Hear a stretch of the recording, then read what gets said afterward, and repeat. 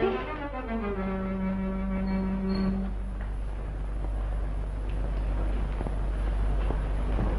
அமராவதியே, ஆசை கனி அமுதே,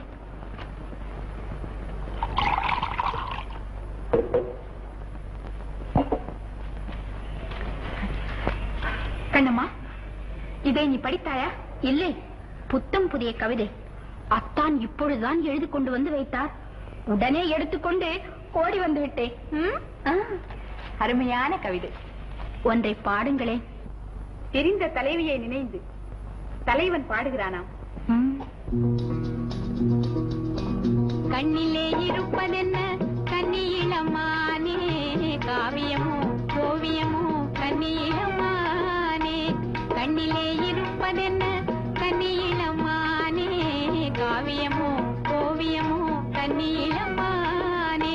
வண்ணமுக வெண்ணிலவில் கன்னியிளமானே, வண்ணமுக வெண்ணிலவில் கன்னியிளமானே. வண்டு வந்ததெப்படியோ கன்னியிளமானே, வண்டு வந்ததெப்படியோ கன்னியிளமானே. கண்ணிலே இருப்பதென்ன கன்னியிளமானே, காவியமோ ஓவியமோ கன்னியிளமானே.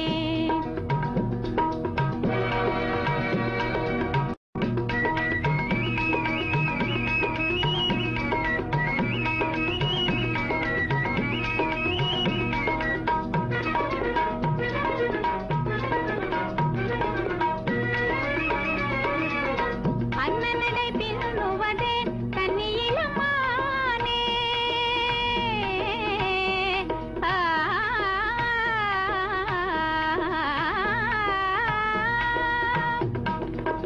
அண்ணனடை பின்னுவதே கன்னியிளமானே. யார் விழிகள் பட்டனமோ கன்னியிளமானே.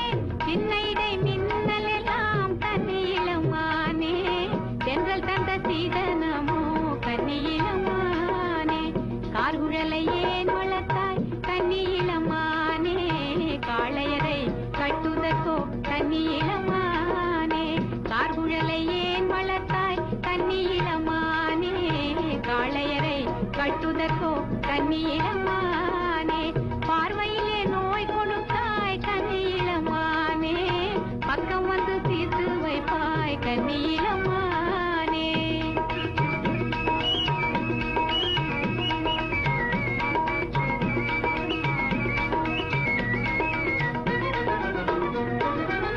பல்வரிசை முல்லை என்றால் கன்னியிளமானே.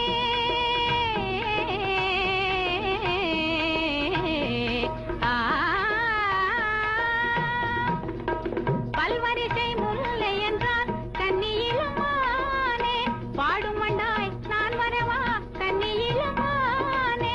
வானுமதி மாறி வரும் பானகத்து மீனே. பார்க்க உன்னை தேடுதடி கன்னியிளமானே. கண்ணிலே இருப்பதென்ன கன்னியிளமானே. காவியமோ ஓவியமோ கன்னியிளமானே. ஆஹா, கருத்தும் கற்பனையும் கலையழகும் நிறைந்த கவிதை. இதை போல் இன்னும் எத்தனை எத்தனையோ. நான் வருகிறேன்.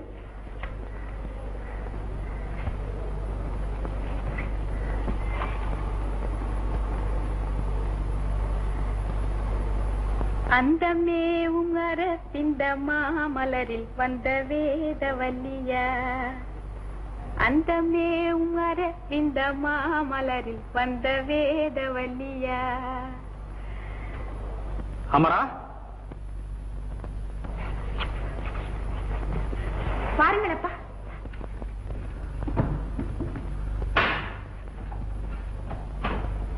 அத்தான், என்ன தேடுகிறீர்கள்? ஒன்றுமில்லை. இதைத்தானே? படித்து விட்டாயா? இளவரசி படிப்பதற்காக அல்லவா எடுத்து போனேன். இளவரசியிடமா கொடுத்தாய்?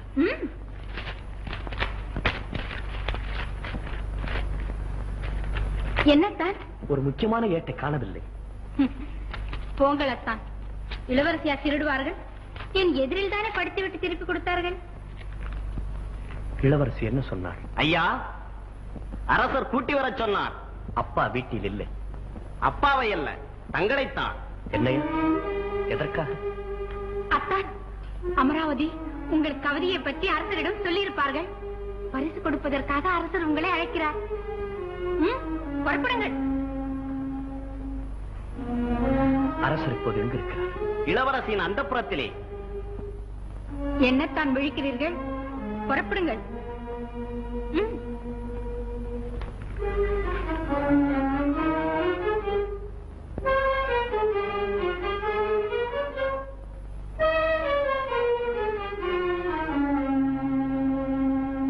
வணக்கம்.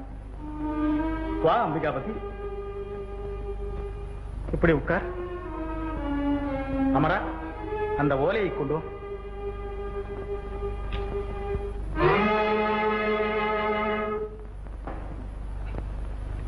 அம்பிகாபதி, எங்களுக்குள் ஒரு சர்ச்சை.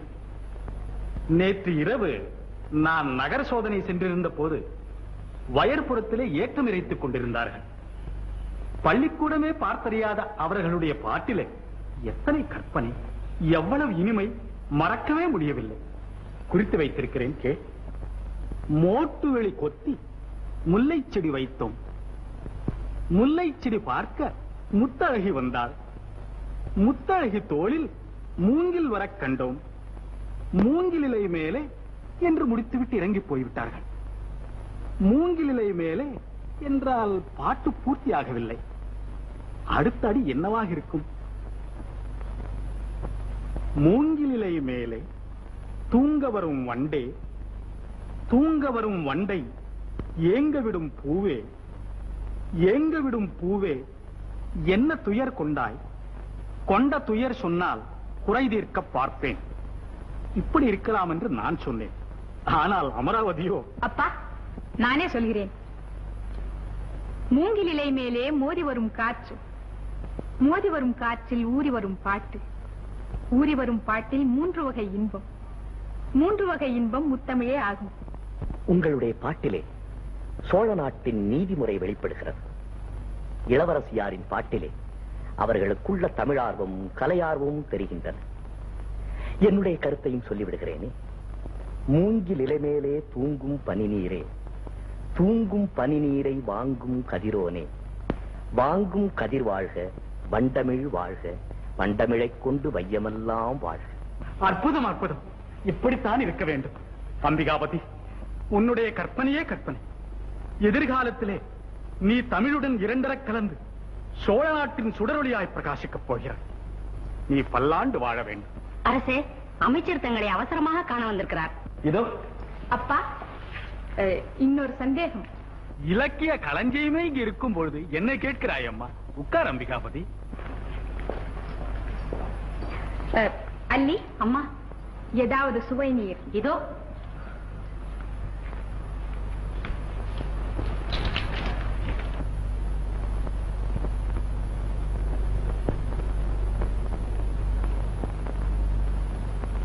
அமராவதியே, ஆசை கனியமுதே, என்ன நெஞ்செழுத்தம்?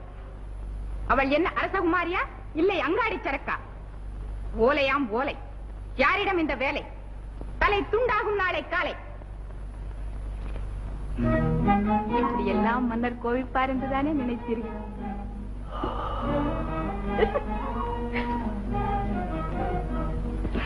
இது புறநானூற்றிலே நடந்தது. இன்னொன்று முத்தொள்ளாயிரத்திலே. எதிர்பாராத வகையிலே தலைவனும் தலைவியும் சந்தித்தார்கள். அண்ணலும் நோக்கினான், அவளும் நோக்கினாள். தலைவன் தன் இதய ஒலியை கவிதையாக வரைந்தான். எப்படியோ அந்த ஓலை தலைவியிடம் போய்விடுகிறது. சாப்பிடுங்கள். அல்லி, அம்மா, உன்னை அம்மா அழைத்தார்கள் போல் இருக்கிறதே. இல்லை போல் இருக்கிறதே. சரதா, தலைவி அந்த ஓலையை என்ன செய்தாள்? படித்தாள், பரவசம் அடைந்தாள்.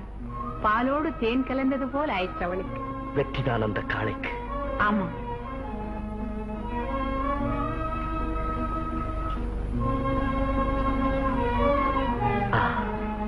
பிறகு என்ன நடந்தது?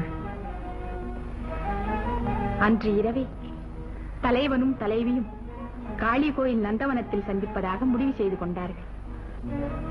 எப்போது? இரவு 2ஆம் ஜாமம் மணி அடித்தது.